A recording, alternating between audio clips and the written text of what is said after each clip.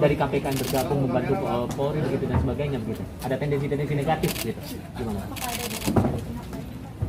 Jadi ini pilihan profesional. Pilihan profesional kami sebagai advokat, sekaligus tentu saja kalau kami bicara soal pilihan profesional sebagai advokat, sekaligus juga bicara dari aspek etis.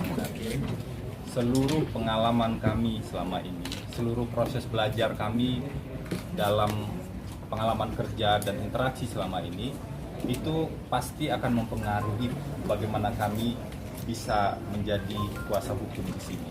Mempengaruhi dalam artian misalnya aspek objektivitas, bagaimana kami menjaga integritas dalam proses peradilan, itu adalah bagian yang krusial yang pasti akan kami jaga.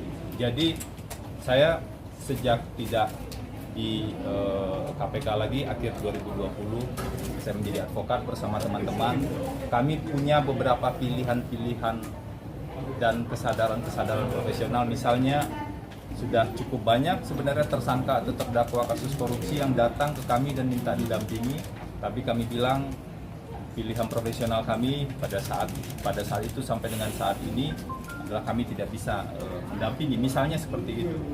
Tapi dalam konteks kasus-kasus yang lain, kami juga memahami ada hak-hak tersangka yang juga dijamin oleh undang-undang, dan kemudian ada hak publik untuk tahu yang juga bagi kami itu penting, sehingga perkembangan penanganan perkara atau pendampingan hukum juga kami sampaikan, dan nanti semoga kami bisa berkontribusi untuk meskipun sedikit atau banyak kami tidak tahu ya, dalam proses persidangan kan ada jaksa, ada kuasa hukum dan ada hakim nanti. Kami harap kami juga bisa berkontribusi untuk menghasilkan sebuah proses hukum yang lebih objektif nantinya. Meskipun kami paham tidak mudah bicara dalam situasi seperti ini. Ada pepatah misalnya bilang sekali lancung ke ujian seumur hidup orang tidak percaya. Memang ada, kami menyadari itu. Tapi apakah hal itu berarti kita tidak punya ruang lagi untuk menyampaikan fakta-fakta yang benar, faktual, dan bisa diuji seperti itu.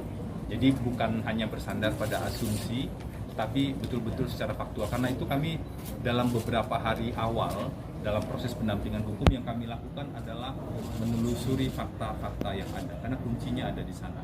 Setia pada fakta itu menjadi bagian yang penting di sini, selain penerapan norma-norma hukum yang ada. Gitu mungkin ya. Ada dorongan tidak dari pihak tertentu? Dan kenapa? Tidak ada dorongan. Gimana? Apa karena kemauan sendiri? Kenapa harus PC? Enggak dong, kalau gini, kalau lawyer, advokat itu kan memang independen, artinya dia memutuskan sendiri, memilih sendiri. Nah kami kan memang memberikan bantuan kepada mereka yang memang membutuhkan, tentu setelah kami menilai juga bahwa apakah kasus ini misalnya ada peluang untuk melakukan pembelaan atau tidak.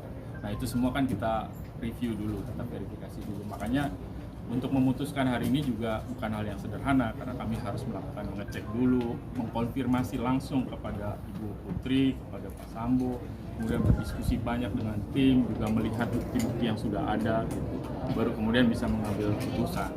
Jadi memang ini keputusan independen dan tidak ada kaitannya dengan ada dorongan pihak lain atau pihak ketiga atau pihak manapun. Jadi prinsipnya ini keputusan independen dalam konteks profesi kami sebagai seorang advokat.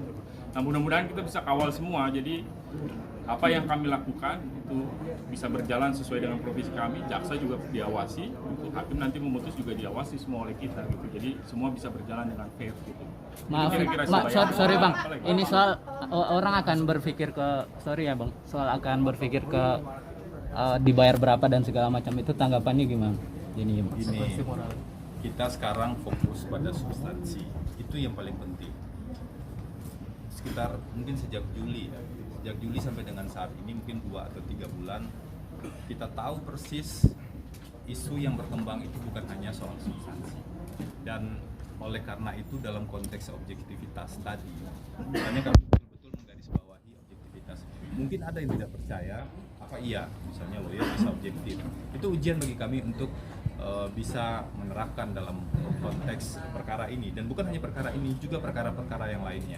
Saya dan Rasa Mala bersama teman-teman tidak hanya menangani satu perkara ini, ada ada perkara-perkara yang bahkan korban-korban kejahatan yang lebih besar.